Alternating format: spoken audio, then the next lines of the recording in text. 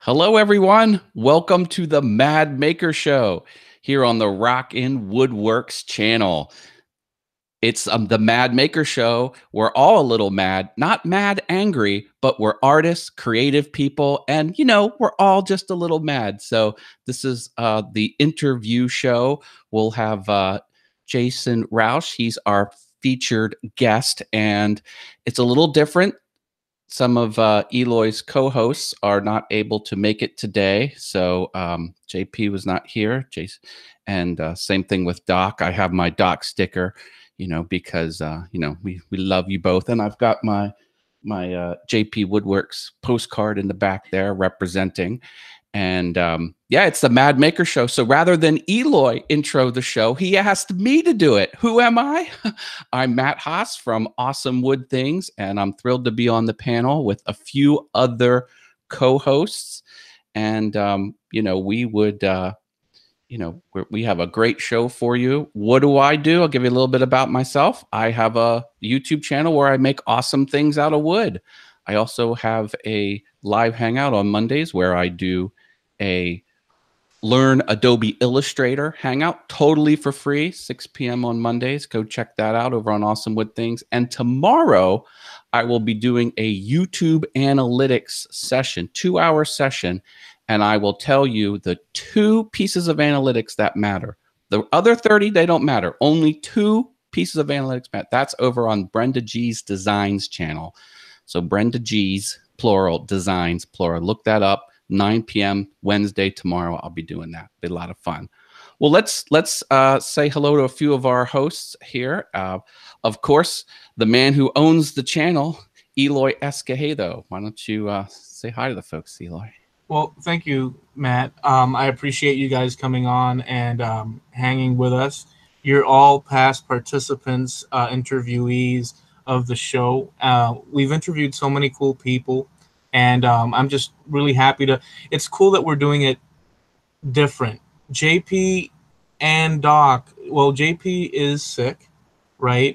So we wish him a speedy recovery, but he's feeling under the weather, not doing good at the moment, but he'll recover quickly. And Doc said something about his basement flooding and this and that, and his dad coming out. Just a bunch of things. Maybe I shouldn't mention all those specifics, but there it is.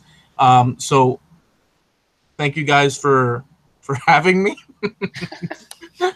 And I'll send it back to you, Matt.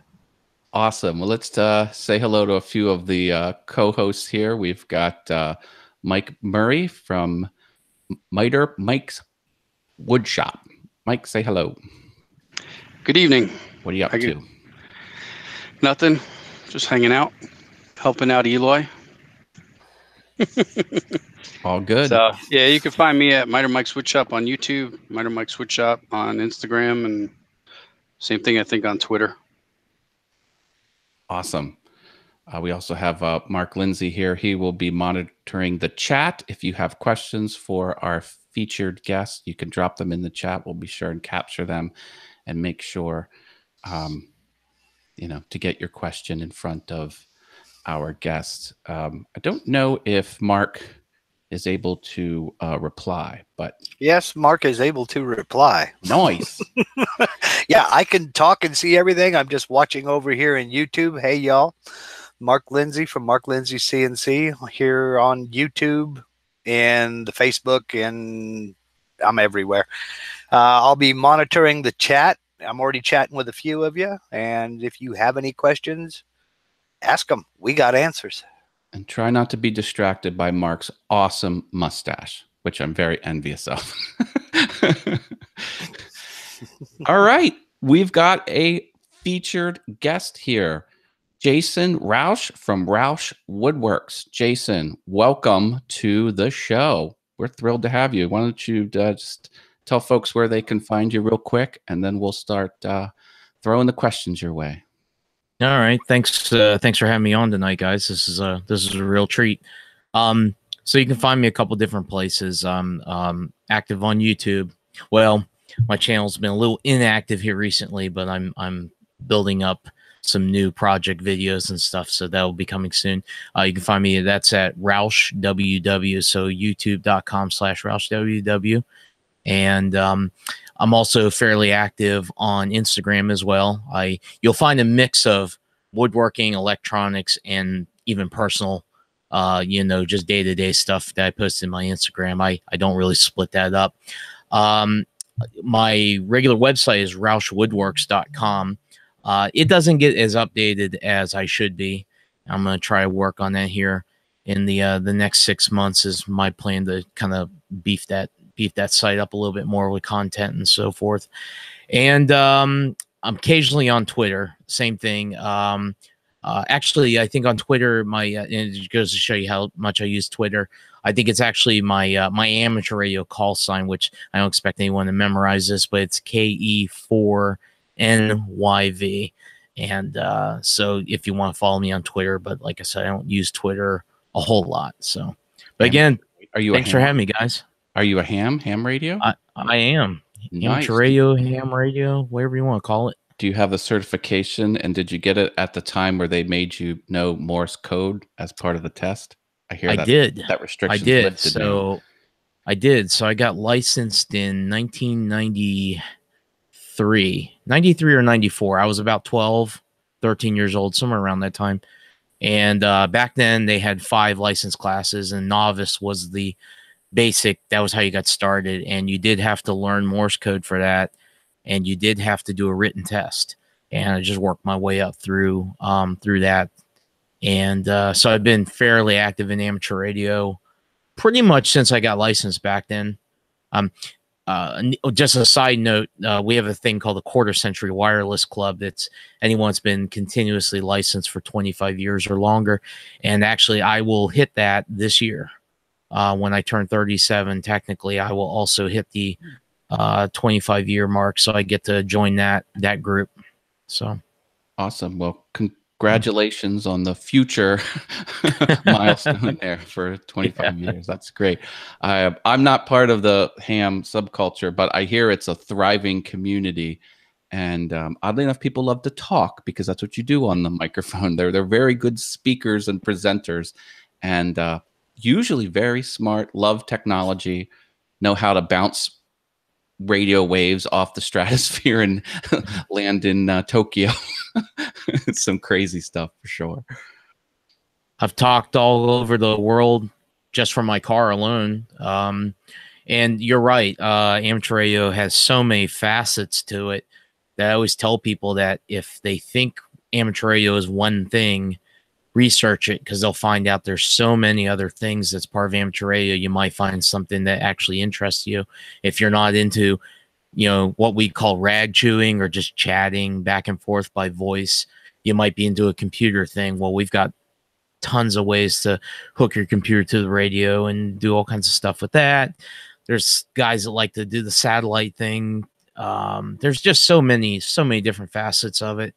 You mentioned Morse code. That's another one that's obviously kind of a dying out thing, unfortunately. Just it's becoming less and less used even by amateur radio operators. But yeah, there's so much to it. I mean, we could do a whole show just on that.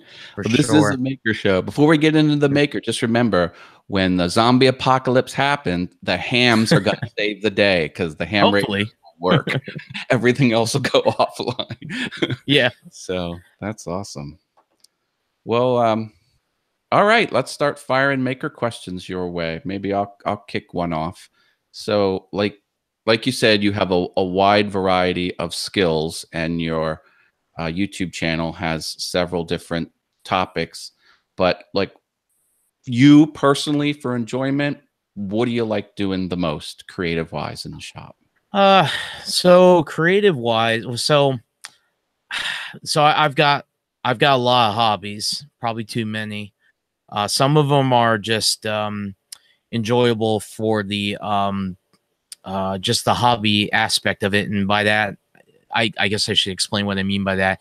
Like, I collect a lot of things. I actually collect more things than I probably should. I collect vinyl records, for example. That's one thing I've been very passionate about for about 15 years or so.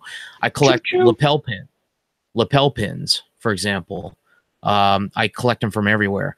I'm in the model railroad. as I think Mike was suggesting there with his choo-choo.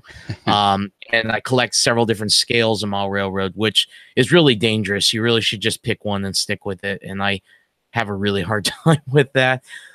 So I've got those hobbies, and they present their own ways of being creative. Mile railroading, for example, when it gets into, you know, designing how you want the tracks to go and the scenery that you're going to build around the layout itself. I mean, there's just endless creativity available there, you know, as far as as far as your mind can travel.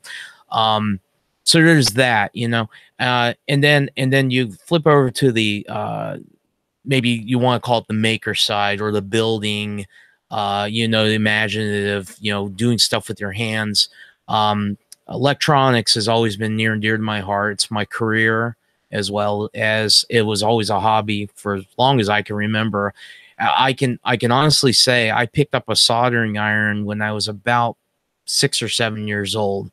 Most people don't believe that, but it's true. I remember going to Radio Shack and buying a soldering iron with some money I got for my birthday. So that's, you know, it was just in my blood. You know, it's just something I enjoy. Computers was always more of a tool for me. I know a lot of people say computers are like a hobby or something for them. To me, it was more of a tool. You know, learning the program, learning to use, editing software for video and pictures and stuff. Like, or early on, even when I was in high school, I enjoyed doing things like web development and putting up my projects on my website, which it's still up to this day. It hasn't been updated in years. I enjoyed that. I enjoyed the process of building something and documenting it with the crappy digital camera that I had, that, you know, the pictures are so pixelated, you know, and some of those pictures are still on that website. I was so close to taking that stuff down one time out of, almost embarrassment, that I thought, no, this stuff should stay. You know, this is where we were back then. You know, technology wise, it's amazing now. It should be. It should persist as long as you pay the hosting fees. It should persist. Historical, you know, for historical purposes or whatever. So I enjoy that. The building. Deeper into the electronics, I love building prototypes of stuff and circuit board design. I've been doing circuit board design for probably close to 17, 18 years now. I lost a lot of the designs I did in the past on other computers. I'd venture guess that I've laid out probably well over 1,000 different individual circuit boards, just as an example of that. And then there's another aspect of my life when it comes to collecting. That's guitars. I think I just recently counted. I think I've got 15 or 16 guitars now, and I love playing, but I also like working on them. I like restringing them. I like swapping out the pickups for something better. I love refinishing. I've refinished several guitars and redid them, taking them all the way down to the wood and finished them, and upgrading the hardware on them. So that's another, you can see how this is a snowball for me. I have so many interests in things, and I haven't even begun to have a lot of passions. My goodness. I love it. Only 15 guitars? Yeah, I think so. I think I counted 13 electric, including several basses and 2 acoustics. Yeah, I remember when I was just starting out too. No. Well, I think Mike has a question for you here. Then. Yeah, sure. Go ahead. Yeah, Jason, how's the box joint jig coming? It's coming along very well. In fact, I've got the basically this is production number 1 in my hand here, and I have about a dozen or so units in. About 90% completion sitting over here off to my side. In fact, tomorrow night, I will probably spend all night in my shop at the CNCing all of the housings for them so I can start shipping these. Got several pre-orders came in for them. I don't want to turn this into an advertisement or anything, but I'm just extremely proud of the Digibox. This is my most advanced and most complete product that I've ever designed and built, and that's simply from from the ground up, from the hardware design, the circuit board design, all the firmware, everything. I did everything in-house in my shop. The only thing that it was not made by my hands was the actual circuit board itself is produced overseas. We assemble them here, and the overlay panel that goes on the front. Some might remember the early prototypes that had little push buttons that came through holes in the front of the panel. You know, it wasn't real good for a dusty environment. We eventually went to this overlay panel that has sealed membrane buttons. There's a plastic window going over the LCD. It's much better for a dusty environment. So we're it looks very a heck of a lot different than the one 2 years ago we saw in Atlanta. Yeah. Very proud of it. Very proud of it. We're getting good. ready to start shipping. Yeah. Thank you. Awesome. Any other questions from the panel members? There's a lot there. Yeah. There's a lot in the chat, so if Mark wants to start throwing them out. Eli going to talk? Well, no, we've taken over the Mad Maker show. I just, you know, here's the thing. So I'm totally enjoying. I'm sitting here. I'm listening as you guys do the thing, and it's quite enjoyable to listen to the Mad Maker show as opposed to being on. It's a different vibe. We do have a side gig inside the thing for like the hosts and whatnot. And I don't know if you see that, but you did say you didn't see that. So I've been typing and mentioning to you if there's any questions out there. You know, you could step in unless Miter has a question, or unless Matt Haas says no, we're going in a different direction, you know. And so I don't know if you saw that or not. Yeah, no, it's all good. Well, again, I'm over on YouTube, so I'm not seeing any of that. I did mention this. So if I'll go and apologize. I'm really bad about just running on and on. So tell me to shut up. Now we'll just jump in. Don't worry about it. That's right. Well, You've already answered one of the questions that we had. Jim Bashirs wanted to know about the Digibox, but you've already taken care of all that. There's a few questions about the ham stuff, but I would imagine that, you know, some of your passions have a crossover, like with the electric guitars, and then what you do with electronics. It sounds like there's a lot of crossover there, which I think is cool. Yeah, one of the sub collective things inside of the collecting the guitars and stuff is I collect effects pedals as well. I was just going to ask if any effects pedals were in your future. Yeah, I've got, if I had to take a rough guess, I've probably got about 30, 35 pedals right now. And that's sweet. That's not including the 5 or 10 I've sold over the last 10 years that I wish I'd never sold. I definitely learned the lesson several years ago to not sell them. Just hang on to them, because I'm gonna wish I had.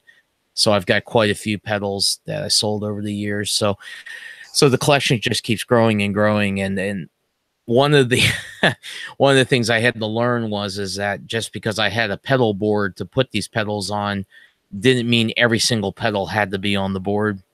I had a pedal board at one time that was so big that it was just beyond ridiculous. And I said, this is crazy. I don't need this many pedals on this board. So I slimmed that down, and I've got about 10 favorites now that I tend to play through more than not.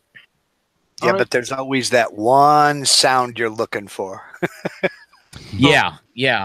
So before we continue, I just want to know, to get this in, can you tell us a little bit, because we haven't touched on that, so that folks know, because we want to know a little bit about your history. Where are you from? Where are you at? Tell us a little bit about the growing up, just how that looked like for Jason. Sure. Okay. I was born in a little log cabin up in the Smokies. No, I was kidding. So I was actually born in Erie, PA. My parents are both from Pittsburgh. So if you follow me on Instagram or Facebook or whatever, you'll see that I'm always posting. Well, not always, but I post a lot of stuff about Pittsburgh, especially the Pirates. I was just in Pittsburgh this last weekend, and I don't need to hear that. And so anyways, my parents are both from Pittsburgh. I was born in Erie, and that's total fluke. My parents had actually already moved to Virginia, and my father took a job with General Electric, which immediately took them to Erie, and I just happened to be born while they were there. I spent my first year or so of my life was actually in Pennsylvania, so I still claim to be a native of the state, even though I didn't really grow up there. But I primarily grew up in Virginia Beach, Virginia, on the East Coast. Lived there till about 1999, and then I made my way out to Roanoke, Virginia, which is on the other end of the state. Lived out there for about 7 years. A lot of very important things happened to me there. I graduated high school. Went to a 2-year tech school for electronics. Had my first career with Motorola for 3 years. Met my wife there. We weren't married at the time. We married later on, but I did meet her there. High school was one of those things for me where I just didn't want to be there. I still showed up every day, and I just couldn't wait to get out of there. And I always had a mind for just, I want to work. I want to make money because I know I can take that money and turn it into other things that I want. Did you always show up? Did you always show up every day? I did. I really did. I was a horrible student, but I was very good when it came to showing up. You never skipped school? If I skipped, it was one of those cases where I got like halfway through the day and I decided to just leave and go home. Okay. And I only did that a few times. I have to be honest about that. I was probably considered I've always been a dork. I fully admit that. I was a little too good. I didn't really get into much trouble. I really didn't. I had too many things that I cared about that I knew that I would lose by getting into trouble. I lost enough stuff for bad grades that I didn't want to give my parents any other reasons to take more stuff from me. Let's take a poll here real quick here. Miter, tell the truth. Yeah. Did you ever skip school? Of course. And at what frequency? At what? At what? Was it a lot? Oh yeah. I knew it. You're a rebel. I'm a troublemaker. Don't keep me in here too long. Lindsay? Most of eighth grade. Oh my goodness, dude. Most of eighth grade. We moved twice, and I just kind of bounced around and forgot to go to class. Just forgot for a year. Awesome wood things. Did you skip school ever? Only during senior skip day. And sadly, we went to the par 3 chip and putt golf course. I'm crazy, folks. I'm here to say that living on the wild side there. Skipping is it's for bad rebels, and I did not ever do that. Not college. What's funny is I was told later on I had a big problem with authority. But for some reason, I never seemed to have a problem with showing up for school. And I was actually in pretty good relation, as far as a student teacher is concerned. Most of my teachers really liked me. In fact, I had quite a few come to me and go, "You're not stupid, so why are you failing my class?" And I would go, "Can I be honest?" And they'd say, "Yes." I'd say, "Because I don't care." And I had a couple of teachers go, "I can respect that, but you need to do better or I'm going to have to fail you." And I flat out failed several classes in high school that pushed me to the point of having to do summer school, that sort of thing, to graduate on time. I had just to give you a little background on me as far as what I did in school. I had an electronics teacher who the guy was just great. He was just like that teacher that, I think everyone, even if you hated school, you had at least one teacher you just were like, "I like that guy," or "I like that lady." They're just, you knew they were a good person. Yeah. I felt that way about the soda machine. That was my electronic. Well, so my electronics teacher, I remember him coming to me going, you're obviously pretty good with this stuff. And these are his words, not mine. And I remember him saying to me, why don't you basically get your shit together, is basically what he said to me. Because he knew I would he knew I was failing all these other classes, English, all this. Because those teachers apparently they talk quite a bit about the other students. And I guess word had gotten back to him. I was a really bad student. And he would go, yeah, but he's so good in my class, you know. Meaning that, you know, I took it to heart, you know. And he'd say, why don't you get it together, go get a teaching certificate, come back and teach with me at school. And I remember looking right at him, and Mr. Adger was his name. And I don't know if he's still living to this day. That was almost 20 years ago. And I looked at him and said, Mr. Adger, I appreciate that you're saying this, but I don't want to deal with the kids like me, like you do.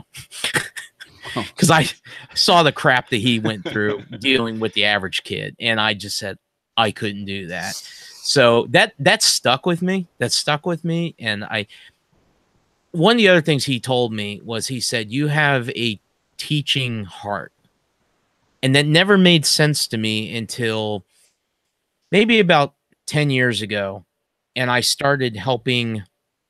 Well, I started learning that I had this somewhat ability to explain things to people. If I understood it well, I could explain it and teach it to other people. And I like doing that. But I only like doing it if I was teaching or showing somebody who obviously showed a genuine interest in it. And I'm afraid, had I been a teacher or something like that, 99% of the kids wouldn't have cared. And that would have turned me probably into a really, really crummy teacher. I just, you know. So let me ask you this, so we can get some things in. Everybody here has different things that they focus on, and we've touched upon the ham radios and the music guitars and pedals and all that. We have Miter, that for some reason Miter Mike is doing Miter scroll saw work like a lot, right? Lately, so he's focused on that and other things, cabinets that he's making for the shop and whatnot. Matt Hoskell's just across the board, from furniture, office furniture, desks, to vinyl, wall art lit up with LEDs, all sorts of things. Mark Lindsay CNC goes in depth into how to work the CNC from beginning to end, tutorial. I mean, everybody's got their thing. What are under the woodworking banner? I've seen you using the lathe and whatnot, but what are the things that you're focused on with woodworking? Yeah, I would have to say the lathe is number one for me when it comes to the most pleasure I get out of making something, whether I can do it in a half an hour, you know, a very quick turning project, or a segmented bowl that might take me 2 weeks. You know, the build up the rings and then finally get it on the lathe and turn it. I absolutely love turning. I fell in love with it immediately. Started off with a cheap Harbor Freight lathe and just kind of went up from there. How'd you come to the lathe, though? What was the question? How did you come to the lathe?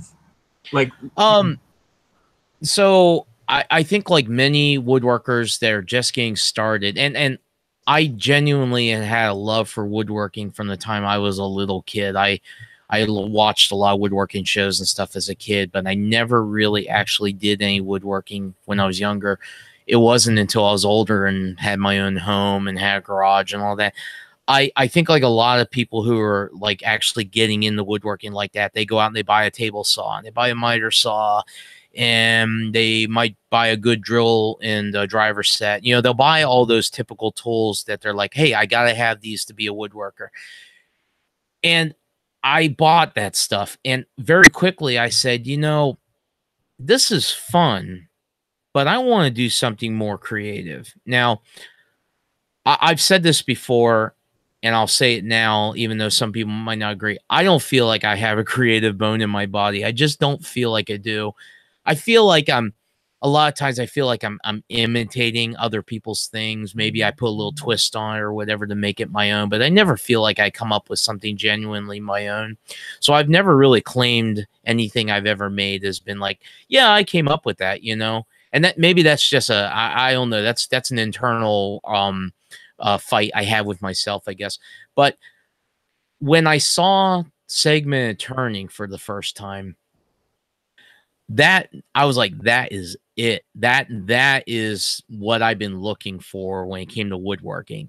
So naturally I was like, I need a lathe. I got to get a lathe. So I got a lathe, and just like most people buy a lathe, they just start chucking any wood they can possibly put in it, and they just start turning.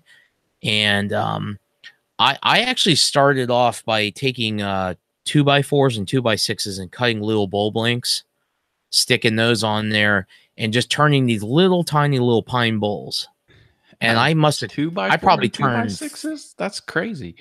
I probably turned 50 of those, and I probably gave half away, and I probably sold the rest for $5 a piece. You know, $5 each. And what I found was a lot of ladies really liked them because they love to be able to throw their rings and earrings and stuff in them. So I sold a lot of them for that. Or at least a lot of ladies bought them for that very reason. But that was actually what got me like turning. I was turning those, and I said, this is fun, but I want to take it a step further. And then I started getting the segmenting thing. And so the lathe really, that was where I felt like I could get my most expression of my quote unquote creativity. But yeah, the other side of woodworking, and I haven't done a lot of videos on this, and I have a lot of videos planned, is I like doing cabinet building. And that's as simple as 3/4 birch plywood cabinets with really simple to all the way to doing face frames and the whole deal. I really enjoy that. And that's something I'd like to do more of. In fact, I've got several cabinets and stuff lined up that I want to build and do videos on. If you go look at my channel, one of my videos that did really well was my tall cabinets. They're like 7-foot tall cabinets. I built 2 of them out of 3/4 birch, and that video did really well for me. And I quickly found out that people love shop project videos. Those videos do really well. And I've looked, I have other cabinets and stuff I've been wanting to build. So those are definitely planned videos that I'm going to do on my channel. Not just because I think I can get more views out of them, but I actually need the cabinets and stuff like that for my shop. So they have a utilitarian purpose for my shop. The shop cabinet thing reminds me, you just reminded me that today is Patrick's Workshop's birthday. So I want to wish Patrick from Patrick's Workshop a happy, and when you said cabinets, plans and all that, he's shop projects and whatnot, he's totally into that, focused, and you see that. So it reminded me, and I wanted to wish him a happy birthday. So Patrick's, I hope you're watching. I haven't heard from him in a few days. Have you guys seen him? Yeah, well, I'd like to wish him a happy birthday too. He's become an old friend of mine. He and I've known each other since I started my channel, which is I guess about 4 years ago now. Oh yeah, wait a second. So let me ask you this: when did you start the YouTube channel, and who were the ones, the makers and whatnot? Did you hang out with any of them back 4 years ago? I mean, give us a little bit of that. Yeah. So I got started on YouTube actually long before the woodworking thing. I started a channel for my electronics company, which is RPC Electronics. It's the company that I'm selling the Digibox through. And I did that because I thought I'll start doing some product videos that will explain some of my products a little bit better. And I did a little bit of that. But actually what I started doing on that channel that got me a lot of subscribers was I was doing circuit board. There's a circuit board product or a software called EagleCAD. And you can go download a free version of it. And I took that free version and I did multiple videos of showing how to do basic circuit board design with that software, because it was German software at the time that was extremely difficult to learn if you just didn't know some of the basics. I've been using it for years. I said, I'm gonna start making little instructional videos, and I did that, and that channel started doing pretty well. It was fast forward a few years after that, I started coming across all these woodworking channels, and I said, this is cool. I didn't even realize people were doing this. So I started watching those videos, and one thing led to another. I think I might have gotten linked up with Patrick. I think he might have been the first one that I kind of got a hold of. Who else? And so back then, every night, just about every night, it was Patrick, Matt Cremona, Izzy, Nick Ferry, Jay Bates.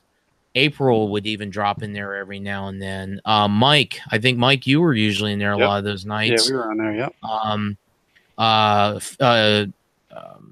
I'm trying to think of just some of the other Sterling. Braxton. Sterling was usually in there. Braxton was usually in there. Quite a few guys, and that went on for a long, long time where we were hanging out nightly to the point where it would get to midnight, 1, 2 in the morning. I go, guys, I've got to go to bed. And I would just have to force myself to get out of the hangout and go to bed. We have a question about that. Jim Bashirs wants to know, when's the next podcast coming out with Carl and Braxton? We actually are planning on recording either tomorrow night or Thursday night. So, yeah, all three of our schedules have been kind of goofy.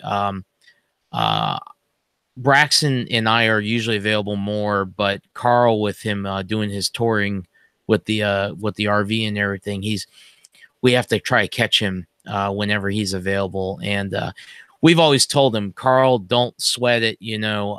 That's way more important. That's what's making you money. So we'll work out the podcast in between your schedule. You should just record it while he drives. That would be interesting. Well, I think the last episode that got published, we recorded with him either in a hotel or he was in a campground or something. I forget what it was.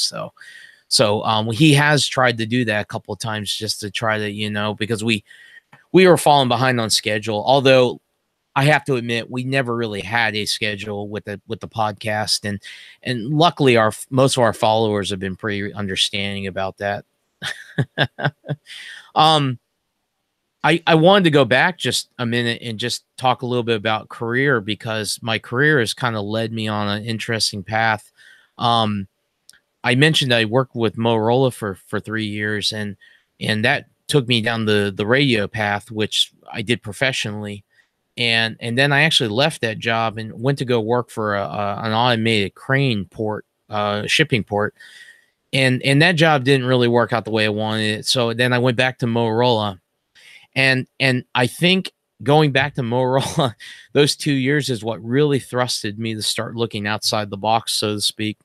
And one night I just, came home and was frustrated and was looking at jobs. And this job with NASA came about, and I applied and didn't hear anything for a while. Then all of a sudden I get a phone call, we'd like you to come up and interview with us. And it was up here on what's called the Eastern Shore of Virginia, which is a peninsula of land that is physically disconnected from mainland Virginia. It's actually physically connected to Maryland, but it is part of Virginia.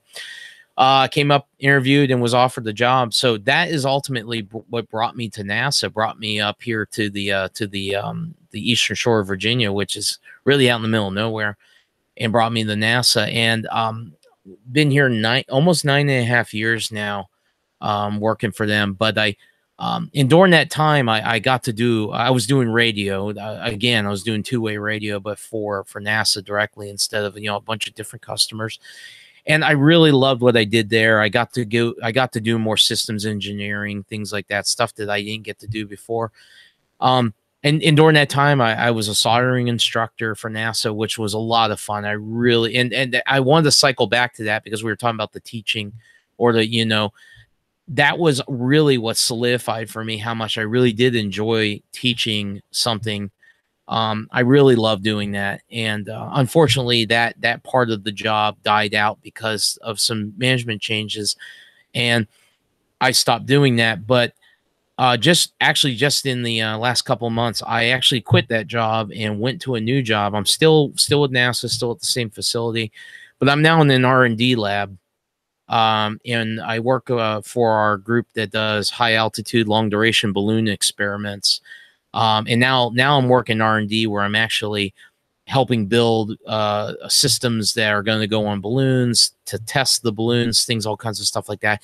It's still electronics. In fact, that's what got me the job. They didn't have an electronics guy, and they said we could use you. And That's awesome, yeah, it really worked out well. And at the same time, I left a situation at my old job that was, I hate to use the word, but it was toxic. And that contract was coming to an end, and it was time to move on. And this just came at the right time. And the expression "the grass isn't always greener on the other side" is not true in this case. The grass was greener on the other side, and it was a good move. Has NASA ever worked with at least figuring out time travel and all that? Because the 80s sent us Matt Haas, and our world is much better since that occurred. What do you think about that, Matt?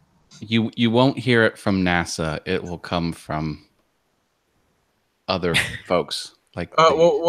Professor, what was his name from Back to the Future? Elon Musk will probably figure that out. Doc, what was the name of the professor? Doc Brown. Dr. Emmett Brown. Yeah, don't get me started. My cousin was in intelligence for the NSA or Great. Now what? Look what we have now. What is it? The NORAD. Worked for NORAD. Oh, NORAD. Yeah. Okay. Well, they protect. Yeah. Okay. Yeah, so he and I don't know where. I think he gave me a business card, and his business card, the slogan, I forget the company. It was a third party. Maybe it was Northrop Grumman, but it said "Manned Space Flight Systems." Like that was the slug line. I'm like, this is the most awesome business card I've ever seen. So the other day, I don't know how I ran into it, but I love just going into the internet and finding all crazy stuff. And I ran it. So there's this guy. He's from somewhere, Ukraine. I don't know where. Somewhere in Europe, and I couldn't tell the accent or whatnot. But he's like, you must see this. And the guy's got a cell phone, and he's in a park, and they blur his face and his voice. They go like that, and he's got an accent. And on top of having an accent, his voice is lower, so it's like you can never figure out. It's like the best cover. And he says, I traveled to the year 2090 something, or 2190 something, and I managed to take my cell phone and record. And he goes through this whole explanation, right? And I'm like, well, I gotta see what he totally.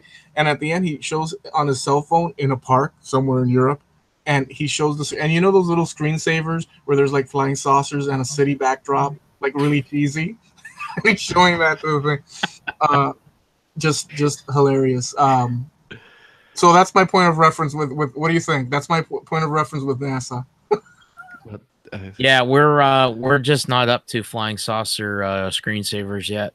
We haven't gotten there. Pick up, some weird communications on the two-way radio for NASA that wasn't explained.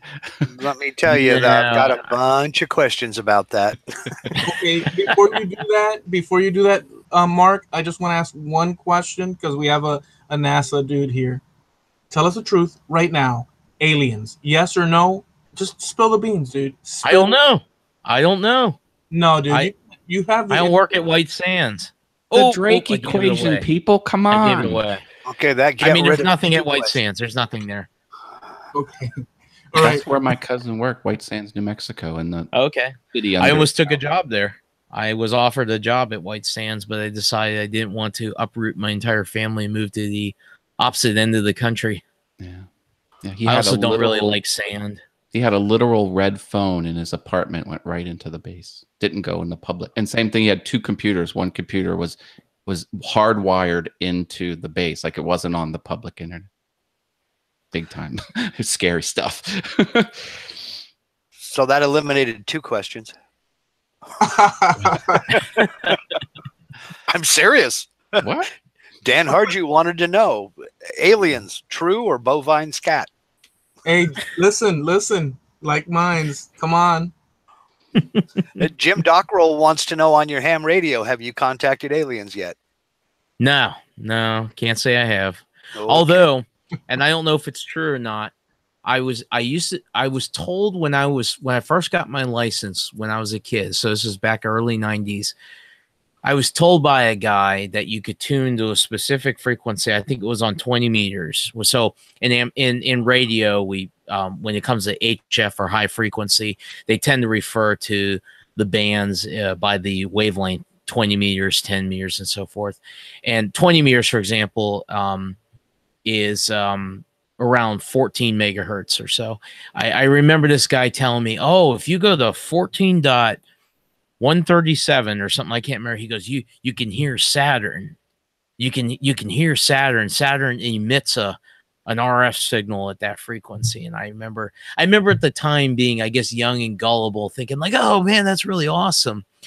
And I remember years later asking somebody, a doctor that I still know to this day, who studies the HF band. That's what his entire doctorate was based on. I remember asking him that and him going, what the hell are you talking about? So I was like, oh, so you're telling me that guy was full of it. Okay. It was a case of play with the new guy. Actually, no, I honestly think this guy, I remember this guy, he was a little off kilter. I think he truly thought he was listening to Saturn. Well, okay. Well, So while we're on the I'll topic, give him that. OJ, But it's one of those things like if you gave him a lie detector test, it would come out positive because he truly believes it. Because he believes it. Okay. Yeah. I think it was one of those cases. Okay. We've got a chat question here from a while ago, but it's on topic. So OJ Woodworking Crafts asked, the weirdest thing you've heard on the radio. Could be your ham days, could be at work, could be, So I don't know if it would qualify as weird, but so one of my old functions at my old job was during rocket launches. We ran a bank of receivers and we would listen to various things. And then that audio was broadcast over our intercom system throughout the base, throughout what we called the launch range. And I remember, so one of the receivers we had set up was listening to Marine Band channel 19, 12. That's what it was. It was 12. And it was so anyone that has a boat and a marine radio knows that it's like CB in a way where it's channelized. It's just channel numbers. And we were listening to 12 because 12 was what we used to coordinate boats and try to get them out of the way so the rocket wouldn't go through the bow of their boat or whatever if it went off the pad wrong. And I remember we had a sailboat that was going right through our hazard pattern, and back then the Coast Guard actually would help us. These days they won't really help us with this because they're kind of like not our jurisdiction. We don't get involved. I think I remember the Coast Guard flat out telling them like, you need to divert, get out of the way, or we'll board your vessel. And the captain had some choice words for the Coast Guard. And I remember not only they hear it live, but it got recorded and archived as part of the launch information and data because they archive all this stuff for every launch. And I won't repeat what the guy said because it's a little probably too colorful for this. But that's probably, I don't know. I know that's probably lame. That's not what anyone was hoping to hear. But it was a lot of stuff like that. Just people thinking that they were above the law. Next time you're asked that question, lie and tell something outlandish. Okay. All right. Yeah. Like I heard an alien. Yeah. Is that what you're getting at? Yeah. Just throw. Right. It's totally like bull, but you just a green freaking slimy something like that. Yeah. so like All right. I'll come up with something better. I'll come back on the show in a year, and you ask me that question, and I'll have a better answer. Okay. By that time, hopefully, people would have forgotten, and then you can hit them with like. Exactly. That's why I said a year, not a month. Yeah. We'll wait a year. Hey, Dave the Wood Barber wants to know, is it true that NASA is still waiting for a reply to some strange signal they received?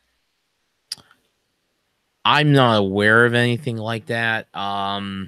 I know there's been experiments where they've, you know, broadcast certain things, wondering if they'll ever get a response back. Or I know there's satellites out there that they thought were long dead, and they would come alive, and all of a sudden they start hearing them. That's stuff like that has happened, but that's explainable.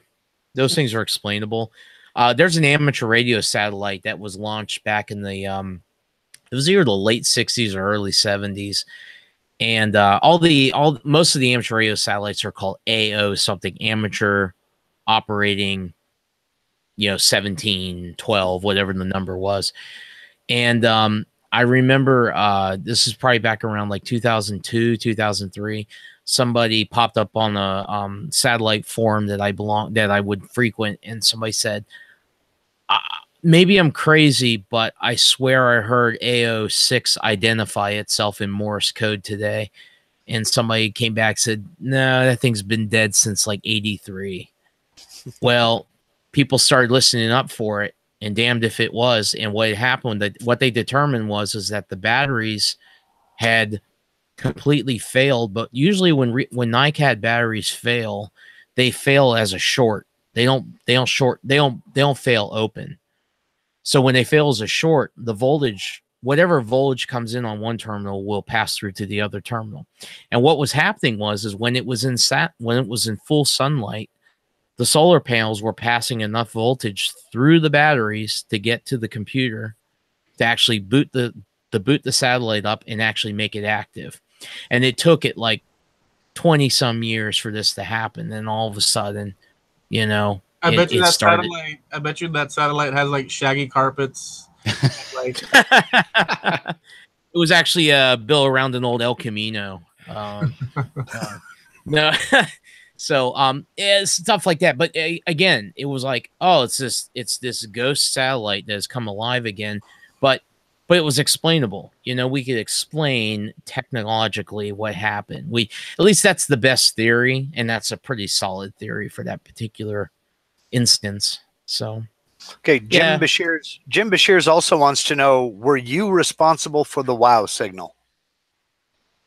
For the what now? The WOW signal. WOW signal. That was You've SETI. not heard of the? Okay, I thought that wasn't NASA. Yeah, first of all, I can't say I even know what that is, and two, as a NASA employee or somebody who works for NASA, I have to say no. Okay, that's part of my secret clearance. I don't know. No, I'm just kidding. Don't know. Looking it up on Wikipedia, the WOW signal was a strong narrow band radio signal received on August 15th, 1977 by Ohio State University's Big Ear Radio Telescope. I'll send you a link later. Okay. See, SETI assumes that advanced non-human species are communicating via radio waves, and that's right. Flawed. You think they'd be using fax? I'm with Matt. I'm with Matt on this one. It's always like, so. I mean, they're not. They could, but like they're probably telepathic. Who knows what the heck? And they're using like old Motorola Teletac flip phones. Yeah. Well, for centuries, for years, they thought that Lucille Ball was Queen of the Universe. So, you know, we've been broadcasting signals out all over the place for decades. Yeah, it's true. And so, look, I just want to say this because we have an honest to goodness NASA guy here. He's got the secrets. He's not telling us, and that's fine, right? Because that's what we expect for you to deny. But there are videos out on YouTube at this very moment that you all can check out. And the other day, I think it was on YouTube or Facebook, somebody posted a link, and the lady, or I think it was a lady, she's filming, she points up and she says, "Oh my goodness, I think I'm watching an honest to goodness UFO." And they looked like meteors coming down, you know, like what do you call falling stars? But they start freaking turning, dude. And I'm like, it could be anything, but dude, you're holding secret. Well, the Earth's moving, so it's not going to go in a straight line all the time. So I'll just say this. There are no secrets that I'm aware of that I can reveal because there's none that I'm aware of. Okay. But as a personal statement, I will say that I do not rule out that there is something else out there. Personally, I can't rule it out that there's something else out there. That's what we haven't explored all the corners. You know, that's what they tell you to that's what they tell you to tell us. Oh, all right, seriously. let me put something in perspective for you. At NASA, everyone always assumes that we are cutting edge, and that couldn't be further from the truth. There are currently systems right now in use at my facility running Windows 3.11, Windows 95, Windows NT, and Windows 98. You mean I can tell you that for a fact. I can tell you that for a fact. We're so far from cutting. Did you say ME? No, not ME. Oh, ME would would crash use the that. entire system. That thing should They'll just crash burn the and entire go away. government if we use that. Jason, I got a question for you. So NASA is not the only space agency in the United States. Doesn't the Air Force have their own rocket program separate from NASA? No. So there was an Air Force. There's actually a really good documentary. I own it. I found it. It was done by PBS. It's called Astro Spies. And what it is, it's all about a secret space, basically space force, if you will, that was started by, I think the Air Force originally dreamt it up, but it was eventually the LRO, the Lunar Reconnaissance, LRO, I think it was. I'd have to go back and watch it again to get the acronyms correct. And what they were is they were a special elite team of astronauts that were trained to be counter spies to the Soviet Union. Now, what they explained to you in this documentary is that the Soviets were actually doing the exact same thing, and they managed to actually launch several missions of their Soviet astro spies. But we never got a single American astro spy off the ground. And basically, I guess the project was essentially canceled before they ever got to. So, that I do know. Now, as far as today's concerned, I don't know. I there could be something secret that we don't know about. But I will say this: the Air Force. I thought they had a public space program because there were issues with NASA. Personally, 20 years ago, and they're like, we're out. I could be wrong, but I'm not aware of anything that, and I'm sure they'll prove me wrong on that. I can tell you this: the Air Force comes to us to launch all their satellites. In fact, my very first launch that I worked 9.5 years ago was the TACSAT 3 satellite, which was an Air Force mission. It was a classified Air Force mission to launch a spy. It's essentially their spy satellites. They're public knowledge, so I'm not like saying anything that's a secret here. But they have a series of TACSAT satellites, and they've launched other satellites over time too, and we've launched those for the Air Force. And they came to us for that. They came to Wallops, NASA Wallops, and said, "Hey, you got a launch range, and if you've got a rocket, we've got payload for it." And so that's. I do know that. I do know that they rely heavily on us for things like that. And now there's Blue Origin and SpaceX. That's right. So you've got the commercial guys as well, and that includes what was Orbital ATK, which is now owned by Northrop Grumman. Those guys are actually who run the commercial flights out of Wallops. Wallops is strictly at this point is a launch facility that makes their resources available to those commercial customers, because one of our regular launch schedules is launching resupply missions to the space station. And their dream was to be launching somewhere between 2 and 3 of these a year. Right now, we're launching one every about 1.5 years or so. So they haven't gotten to that yet. And now that I'm not working for the launch range anymore, and I'm over on the research side, I'm kind of falling away from that. I don't have my thumb per se on the everything that's going on over there anymore. Mark's But I still got my friends over there. Mark's, Now I know you're not involved in mission planning or anything like that, but I know I've been kind of interested in this, and I know some of our earliest satellites are still orbiting up there. Like there are still Vanguard satellites up there from 1950s. Has anybody ever thought of course, now that we no longer have the shuttle program anymore, has anybody thought of trying to retrieve one of those old satellites and just seeing what the effects of being up in space with all the radiation and everything else, constant bombardment by the sun, and just see how it has aged? Has anybody ever thought of that? I'm sure that has been. I'm sure somebody has proposed that. It's hard to believe that no one has proposed that by this point. Personally, I don't know. I mean, one of the things that a lot of people on the outside don't understand about the NASA agency is that a lot of people think NASA is just Houston or Johnson Space Center and Kennedy in Florida. And what they don't realize is that we've got facilities all over the United States in the agency. My facility alone is one of those ones where they're like, "Oh, you work at Kennedy?" No, I work in Virginia. Where? It's like, well, I work at Wallops. Oh, what do they do there? Well, we launch rockets. What? I thought they only did that in Florida. No, we do it there. You know, we do it at other centers as well. There's Langley, just right in Hampton, Virginia, which is just a couple hours south of here. They're a research facility. We've got a lot of NASA research facilities in addition to the launch facilities and so forth. So, sure. And Wallops is unique because not only do we do orbital launches, meaning that we put launches into orbit, but we also do suborbital, which are smaller rockets that essentially what I call kiss the edge of space, and then they make a big arc, and then they land in the Atlantic Ocean, and we usually retrieve those. We're also a flight facility, so we have a lot of experimental aircraft.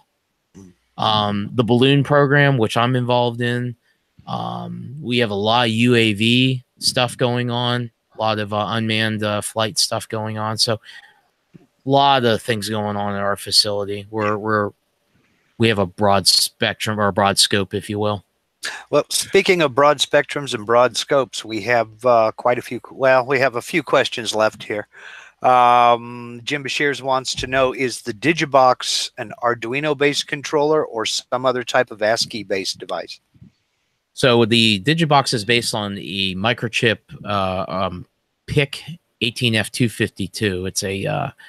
It's a 28-pin microprocessor that all the code was written in native C, and I mostly did that for a couple of reasons. One, I'm more familiar with the PIC microprocessor than I am Arduino. Also, with the PIC, I just wrote the code purely for that function. The Arduino is the interesting thing about the Arduino is it has a lot of overhead code built into it to make it easier for somebody getting started in that kind of thing in the microprocessors and electronics.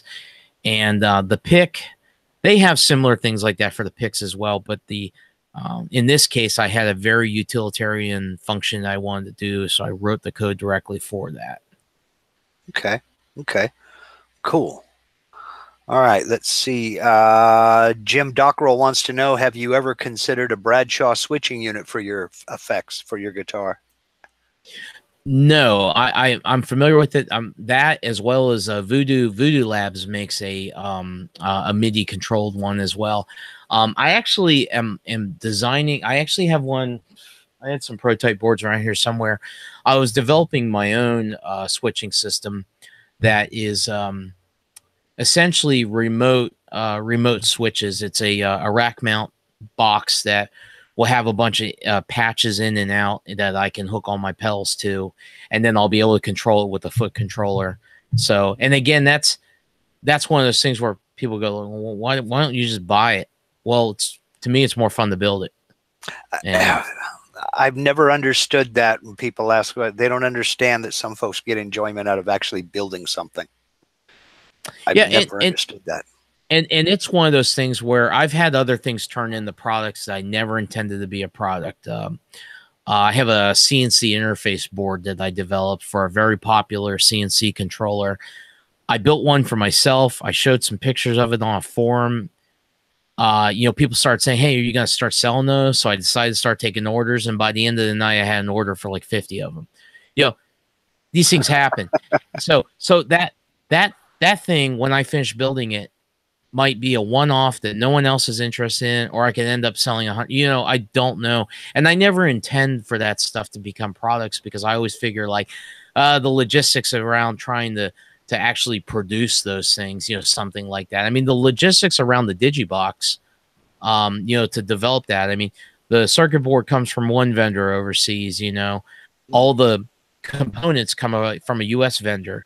The overlay comes from another Chinese vendor, so I got to pull all this stuff together, assemble everything. There's a lot of logistics involved. So when people email me and go like, when's that going to ship, it's really hard to explain to somebody who doesn't understand the logistics of putting together a complex product like that, especially if you're just a one-man band. I'm really a two. My wife, I taught her to solder, so she helps.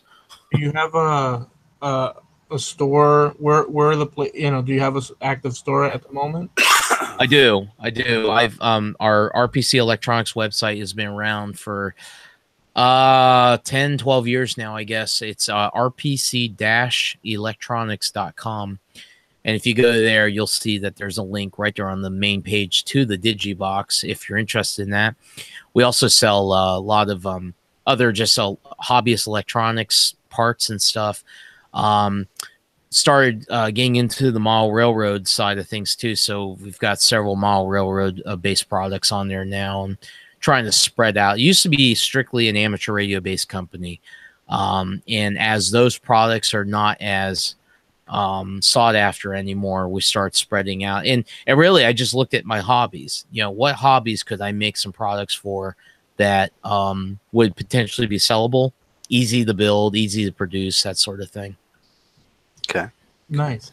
One last kind of sort of space question here. Mancrafting TM, aloha Chad, wants to know how many successful launches has Wes been able to witness? Wes isn't here. I was gonna say, is Wes? Well, I can tell you that Wes and a couple of guys made the trip up to my house last year. What was it, last year? Yeah, last year or this year, I can't remember. To see one of our orbital launches that was going to the space station. Unfortunately, we had the scrub in the last few minutes, so he didn't get to see it. Now, they had actually debated staying that night and seeing the second attempt the next day, but they ended up going home early.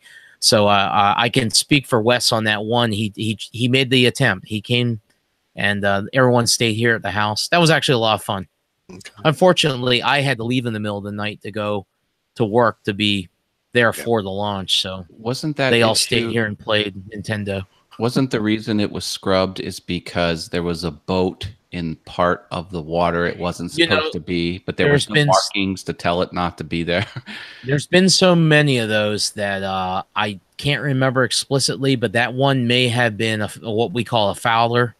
And that is a misconception. There's no markings out in the water to show that. That is strictly a virtual splashdown location or a grid that is placed virtually. We're not supposed to have boats inside of this pattern. What we do put out is they put out a notice to mariners, or it's a notice to let the boaters know this is going to be happening on this day. Don't go within this range. We also have surveillance boats out there. We have a couple of aircraft flying over doing sea surface radar as well as visual. The surveillance boats are just worth their weight in gold to us, because not only are they on the water where they can try to intercept one of these boats, but they obviously they're within radio range. They can usually call the boat and say, hey, can you help us out? Can you get out of the pattern, whatever?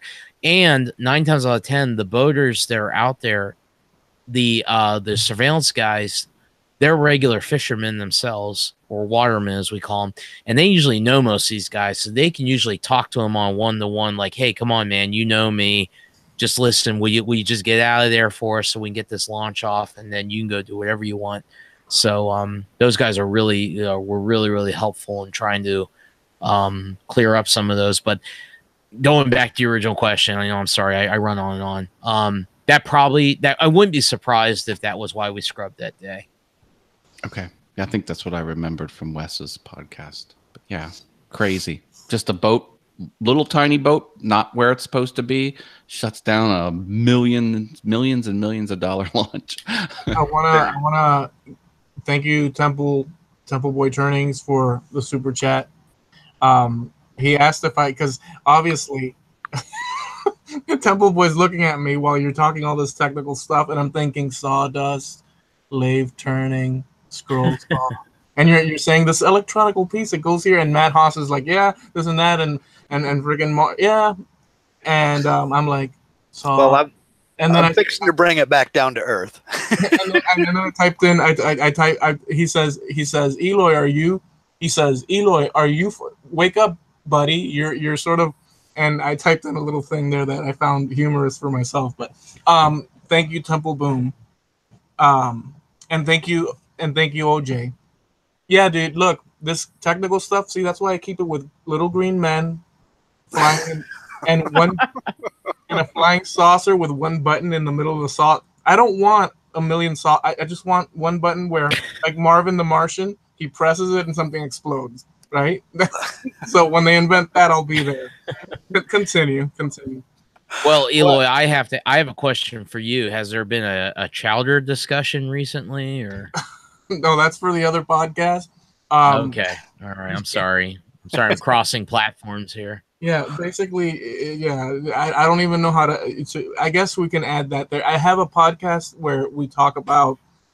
It's like a bunch of guys sitting around talking about days gone by, like you used to do when you were younger. It could be silly, and then there's chowder, but we're not going to get into that. Continue. Thanks a lot, Jason. I'm sorry. I apologize. You can edit this out. John over at Be Happy Woodworking and Honeybee wants to know what style woodworking do you like to do the most? Oh, that's a good question, because I honestly don't really know if I have a style. I'll describe something that is appealing to my eye. I like, so if I was making like I don't know, like a bedside table, I like very square. Like the legs. Let's take the legs for example. I like very square, maybe slightly tapered, but keeping that very, very simple kind of look. I don't like anything too ornate. I like turn wooden knobs, things like that. That kind of style. And as far as wood's concerned, if I had to pick the woods I like to work with, I like cherry, black walnut and maple I love for turning. When it comes to like a furniture type piece, cherry, maybe even like white oak, something like that. Hopefully that gives a better idea. I like very simple lines. I don't like anything very complicated, ornate. As much as I love turning, spindle turning is probably one of the most painful things in the world.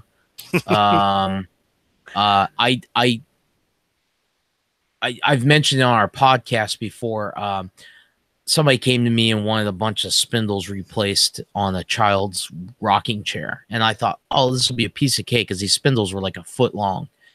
And he wanted, I think it was like 15 of them done, but they weren't all the same. Like two were one style, and 5 were another, and 3 were like this, And just as I was getting good with duplicating one design, it was time to move to the next design, and they were short. So I thought, oh, this won't take long. And it was just, it was torture. It was torture. As much as I love the lathe, I love turning, and it was pine, so it was real easy to turn. It was torture. So I don't like ornate stuff like that. Not really into carving. I think carving's beautiful. Like I look at like the secretary that Matt Cremona did, and I talked to Matt about this a long time ago.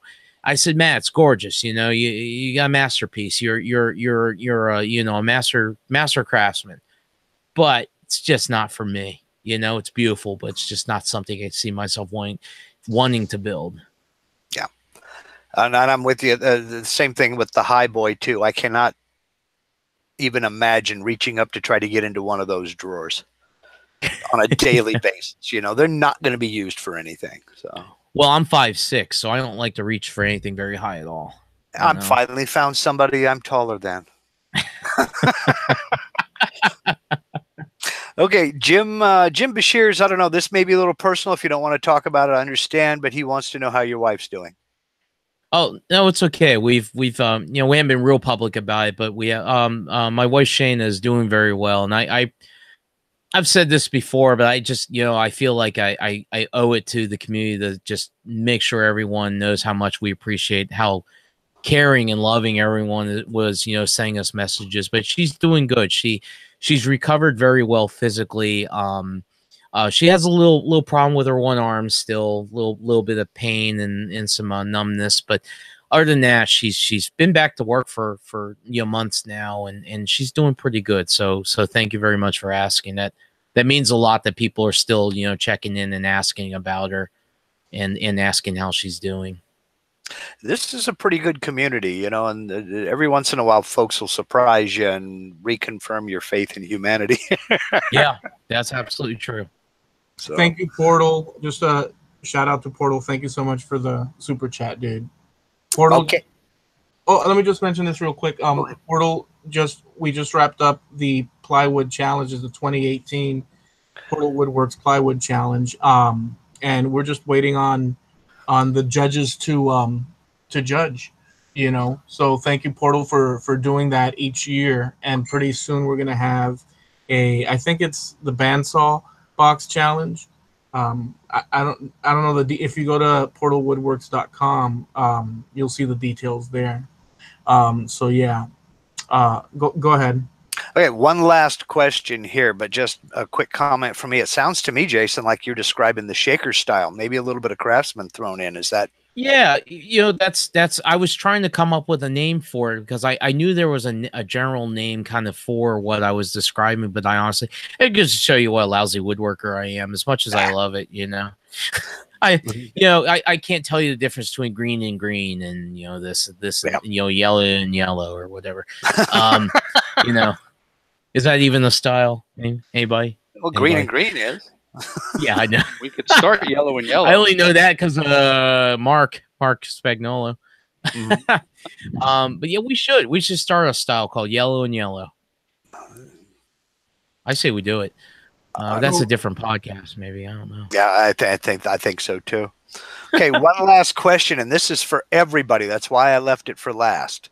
Dave the Wood Barber wants to know, what was your worst mistake that actually turned into a masterpiece? Don't everybody jump like from one building to the next, Spider-Man style, to answer that one. Because I don't know, I can't speak for you guys, but I'm thinking masterpiece. But you guys go ahead. I can say that. So years ago when we went on furlough, I instantly found myself with a lot of free time on my hands. And I decided that I was going to take on my first major woodworking project. And I decided I was going to design and build my own machinist tool chest. So, and I early on in my channel, I did some vlog style videos on it. I didn't actually do a video on the tool chest itself, but I did update videos on it. And it was red oak was the outer casing on it. And I remember I had to route this one part out. And when I went to do it, for some reason, the bearing didn't catch the way it was. And it took this giant chunk out of the main case. And I thought my heart sunk because it was one of the last things I had to do. And what I ended up doing was cutting. What I did was I went in there and I cut it. I chiseled it out the best I could to make it as square as possible. And then I cut a piece of red oak and I put it in there and I'd flip it around. And I was trying to match the grain the best I could. And I eventually got it the way I was as good as it was going to be. And I glued it in there. And then I did the finish on it. If you look closely, you'll see it. But I was was pretty proud of that because I really kind of pulled myself from the fire on that one because I thought I was gonna have to redo that whole case again because I dovetailed it and the whole deal. Well, I use router dovetails, so it wasn't like I put that much effort into it. But so I can't say it was a masterpiece because of that accident, but that's probably the worst accident I had that I was able to recover from. I don't know if that really answers the question, but that's the best answer I've got. Yeah, that's good, man. So I could think of it the other way. How many things you thought were a masterpiece that turned out like crap? I could do that one for you. I'll be here all night on that for me. Wow. I've got an answer. Go ahead, gentlemen. Hit us with your masterpieces that you started off. Oh, My mom says everything I make is a masterpiece. There you go. I did that. It's fitting for this conversation. I did a Doctor Who alien piece of art. He's called an Ood, was the name of the species of alien. And it had a piece of glass, but it had two different types of spray paint treatment on each side of the glass. And I screwed it up so many times, I ended up scraping off the paint and starting over because I didn't have a second pane of glass. And so that one project, it's the most complicated thing I've ever built because the eyes glow red and another part glows white and the rest is all masked off. So it's pretty cool looking. I'm really happy with it. It truly is a masterpiece, but I had to redo so many steps so many times until I got it right. And it was, I would not let it go. And I've never built another one. And if anyone asks me to build it, it's going to be a very high dollar amount because I think it's really cool. But no, yeah. You do that on purpose right now. When you went like this with your finger up, awesome wood things on the screen, like you know how it's rotating. It went bling, awesome. It was like bling at the same time. Yeah, I put my finger because it's actually hanging on the wall, but you can't quite see it. I was going to point to it, but I don't know why I was going.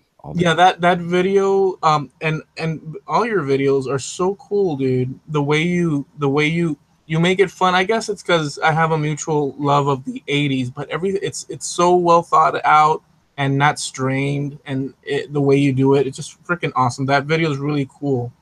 And I learned about that character because I'd watched Doctor Who, but really I wasn't like completely obsessed like you were. Oh, it's a cool character. They look terrifying. I mean, they're the things of nightmares, but on the show, they're the kindest, most gentlest species out there. So it's a cool juxtaposition. Anyway, but what a hard project that was. I did a what do you call it? A instructable for it. 29 major steps to complete that. It was so intricate with the lights and the batteries and the frame and the backer and the way to make down how to screw it up to fix it. I left in all my mistakes on the video. So you can watch no, but in the instructables, you should have made them screw it up so that they can make it just as good. Maybe I'll try that on future instructables. That should be fun. So how about yours, Miter, and then Mark? What was your? I can't think of one. Let me rephrase. No, let me rephrase it. A terrible mess that you created, and yet it turned into what's the word? Masterpiece. I would say my living room. But, oh, really? Because I just ripped down every wall and ripped up the floor and. Yeah, you went into that, and did you think that at one point you were not gonna, Yeah, it didn't look like it was gonna get finished. Well, you can look at those pictures of Miter Mike's living room. It is, even the ceilings and everything. You knocked down a wall, the whole 9 yards, and it's on your Instagram, I think. Yeah. It's on Instagram. It's on Facebook, YouTube too. Yeah. You got some wind blowing on your mic there, Mike. Get back up.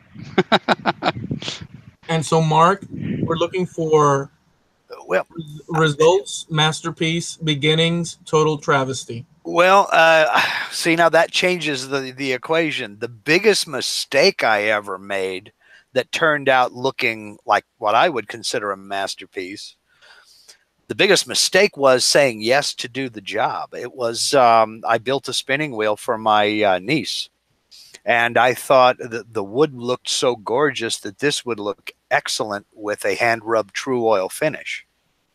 But the problem with that was it was so many pieces and so big. The way I finished with true oil, it was 14 hours from start to finish of nonstop finishing, hand rubbing. The thing turned out absolutely glorious. It's gorgeous, but I will never do that finish on that big of a project ever again. Because I mean, I'm not kidding you. By the time I would start with one piece and I would get to the last one, it was time to start on the next coat on the next piece again. And it went that way all the way through, minus bathroom breaks and taking a half hour to grab something to eat. It went all the way through until the whole thing was done and had 5 coats of oil on it. But it really turned out gorgeous. But I'll never do that again. Not on something that big. No way. Yeah, I thinking about it now that you were saying that, I thought of something. It was a handyman job. I used to do handyman jobs, and I'd go from house to house and doing all these things. And I still do. I still offer it, but you know, it's got to be something worthwhile, and you know how that is. But so I redid a whole staircase by myself.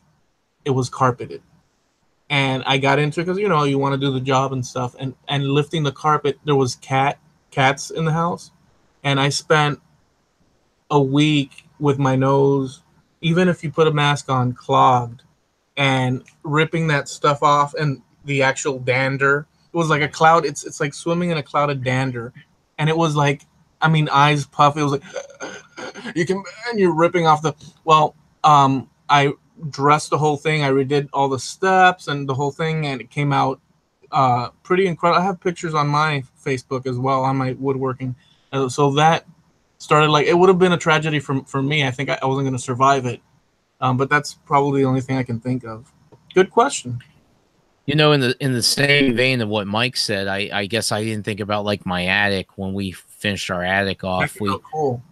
We started off with, you know, bare rafters up there, and you know, finally start getting like a subfloor in and start framing the walls in, and it seemed like one of those projects that I was never going to see the end of it. You know, and it started the drywall and now it's great. You know, we love that space up there. In fact, if we ever sell this house, that's going to be that's going to be the toughest thing for me to walk away from, is walking away from that whole attic project. Cause we essentially turned our house into a 2-story house when we did that. And, but it turned out great in the end, but man, it was a disaster early on. I didn't think I'd ever see the end. Now, let me ask you this question. So what is Jason's viewpoint of life, his philosophy, when things don't go quite right? How do you know, sunny side of the street? How does that work? Best advice you could get? I mean, just your a statement that encompasses your outlook at existence, life, and so on. I do it so broad that you can actually start writing your book right now. No pressure. I'll try to encompass. So, all right. So my wife would tell you that I have a very high expectancy of myself in everything I do. Like, I expect to get it right. And if I don't, or I run into problems, I get mad at myself because I think, oh, you dummy, you know, you should have known better, you know. And that's part of my that's another internal struggle I have with myself, you know. She says I'm extremely hard on myself. I just you know, I do something I think is stupid, you know. I just like, oh, you idiot, what the hell's wrong with you? You know, especially if I've done it before. Like, you didn't learn the first time, you know. But I mean, in general, I think So let me say this. I had a very different outlook on life before my daughter was born. Before she was born, I was extremely pessimistic about a lot of things. And in some ways, I still am about some things. Like, I don't know. I try not to be that way. I try to be more positive outlook, you know. But having a child, you know, that definitely changes your outlook. That changes your attitude against a lot of things. Gives you more hope for things that maybe you otherwise didn't before. You know, again, you asked for philosophical, and I don't know if this is like armchair philosophy here or whatever, but you know, I think that you got to go into everything somewhat. Look, I think going into anything that is worth, first of all, you got to evaluate, is it worth doing in the first place? And when you decide, yes, it is, you got to go into it with a somewhat of a high standard on yourself that you'll do your best at it, you know? And I definitely do that. My big issue is just that when I don't produce the results I think I should have, or they don't, like I said, I'm really hard on myself, and that drives my wife absolutely crazy, because she'll go, why are you yelling at yourself? Why are you calling yourself an idiot? You know, and I'll go, because, you know, I don't want to look like an idiot. She goes, it doesn't matter. No one else is here. If you don't tell anyone you did that, no one will know. You know, so my wife is my wife's my rock. She really is. And for those of you who know what she has gone through in the last, you know, year or so with her injury and everything, I mean, there is I don't know any stronger person on the face of this planet. I really don't. And she really does her best to keep me grounded. And you know, and I try to take what she says, you know, to heart, because she makes me a better person for sure. And my daughter definitely has made me a much better person, a more patient person as well, for sure. Patience that I never would have thought existed, because I'm extremely impatient about things. So Very good. That's the best I can come up with for you. Yeah, well, no, you said a lot there. And so, yeah, your family grounds you and balances you out. And what I gather is that you're pretty darn hard on yourself. I know that we all are to certain degrees, but like that's something that you're aware of, that you want the high standards, and you blame yourself for. I think we all have something similar to that.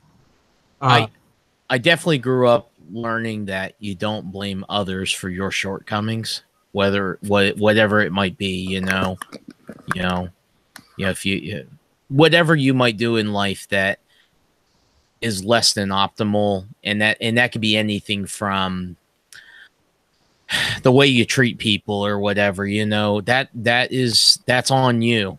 And I think everyone can always improve their character. I believe that. Yeah. You know. All right, very quickly, everybody here. I'm going to say a word. It's going to go me, Jason, Mark, Matt, and Miter. And whatever word pops into your head from that, you have to say it out loud quickly. No stopping, okay? It's going to go from Jason, Mark, Matt, and then Miter. Notice I always call Mike Miter for some reason. It's like attached forever. So are you ready, Jason? All right, I'm going to do my best. No, it's not your best. It's whatever comes out of your mind subconsciously at the moment. Say it. Don't dwell on it. If you dwell, that means that you were thinking. You ready? Okay. Yeah. Cat. Dog. Satan. Badonk-a-donk. We all got the same word. Chinese food. Oh, well, there went monetization on this video. Oh man, you know, we just that was a calamity that we just created, dude. It's the Mad Maker Show. You have to, you know, get mad a little bit. That was a calamity right there. Well, look, I want to. So I'll ask you this: did you enjoy the show, Jason? Oh, I loved it. I thank you for having me, guys. This has been a blast. I like web shows like this, so I'm really proud to be part of one now. Awesome, dude. And so, will you come back and see us? Yeah, I would absolutely love to come back and try to help you out anytime you need somebody for the panel or whatever I can do to help you. Awesome, dude. Well, look, we appreciate very much you coming on and sharing with us.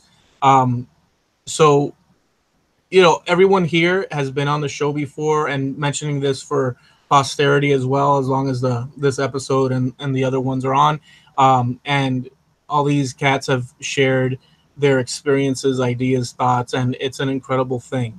So I'm quite privileged to be able to have such friends and interact with them. And well, today, like I mentioned at the beginning, so Jamie Page at the last minute with no time whatsoever said, man, I'm really, he had to even go to the hospital and all that. And Doc is also, I rung up Doc and said, Doc, and he says, dude, I've got this issue with and so I put out a feeler out there, and these fine gentlemen said, yeah, I'm down, let's do it, and it's good to have the balance of having other people on. And this is also a test, because we might do every now and then a few makers, so that there's a little bit of back and forth and stuff. So I'm playing around with that idea. I think it was great fun watching it from this end. Guys, feel free to anything you'd like to say. Matt, over to you. Hey, it certainly was a blast. Again, awesome with things, and you can catch me on the channel Brenda G's Designs tomorrow. That's Wednesday, 9 p.m. I'll be talking all things YouTube analytics, and I'll tell you which only two matter. Brenda G's Designs. All right, thank you. Mark? Thank you very much. It's been a pleasure being your plan C or D or E, whichever. And no, I have a lot of fun with this show. And, whether I'm on it or watching, it's an absolute blast. And thank you for the opportunity, Eli. I'm everywhere. Just look for Mark Lindsay or Mark Lindsay CNC. And you'll either find me or you'll listen to Indian Reservation, one of the two. Nice. Oh, you just went to, hold on, before anything, you just, I don't even know if we're allowed to say this because it's your private thing, but you recently went and saw another maker that's on YouTube as well, which I've been watching off, to the side, and they do epoxying and this and that. Is there anything you can say about that? Yeah, well, actually, I went and I met up with two makers over the weekend. Carl Jacobson and his lovely and talented wife, Robin. We're up in Grants Pass, just a little bit north of me where I'm at right now. They were picking up the countertop for the mobile shop and wanted to get together. We went out for breakfast and everything, and they had the countertop done at Stone Coat Countertops. And so I've been meaning to go in there for quite a while. I stopped in, I picked up some of their product, and I'm going to start playing with it. If you don't know anything about Stone Coat countertops, look for them here on YouTube. They do some really awesome stuff, and I look forward to getting together with those guys and maybe doing a few things. They're already wanting to collab, and I'm like, well, let's talk. So who knows? All right, and Miter, hit us with it, man. Nothing. I went to a Scroll Saw show over the weekend. It was fun. Hey, do me a favor, everybody, check out Rick's Trucks on Facebook. This dude, all he does, he's retired. All he does is make little toys, cars and trucks for kids, and ships them out, all free. So, check him out. Maybe if you had some scraps, send it to him, or if you want to make some cars, send them to him. He'll get them out to needy kids. What a trip, man. So that's Rick's Trucks? Rick's Trucks on Facebook. And you've been so all of you guys have been on the show, and just the questions I've asked and the way you've answered, it's such a good thing to have. I've been doing mini clips of you guys, and I'll get to whoever I haven't gotten to, and there'll be multiple clips, just so that it keeps alive the idea of the show, the idea of a maker community, and in little bite-sized clips that are doable for people out there, as opposed to, let's say, a full show. If you're into the person and want to learn all there is to, or whatever we touched upon, you could do that, or there's these snippets that are going to be going on. But Mike, for the past, I don't know how long, his name is Miter Mike, but he's been doing it up heavy with the scroll saw and doing some awesome pieces, dude. So, I mean, what are you up to with that? I'm doing a couple more. I'm going to do a 3-foot clock. It's a hand holding a clock, and it'll be hanging in the shop soon. Don't get mad, because I've been thinking of okay, so I hate when it's stuff like that. So I've been thinking of clocks as well. And I'm not saying that because it's easy for me. I've also been, so there might be clocks in my future as well. Yeah, it's going to be fun. What else have you been making? What I make? I made a bunch of crosses. One for my I'm going to also, son. I'm also going to be making crosses. Continue. What else have you been making? Word and word art. Oh, Word and word art. Word and word art. Yeah, you've been doing a lot of pieces, and you do post on Instagram, and you have a YouTube channel. I'll go back in and do up the comment, the description section, and link everybody here. So, any final words before we take off? Stay awesome. All right, guys. So listen, everyone out there, thank you so much for hanging with us. We'll be back next week. Have a great week, okay? Say goodbye, Jason. Bye.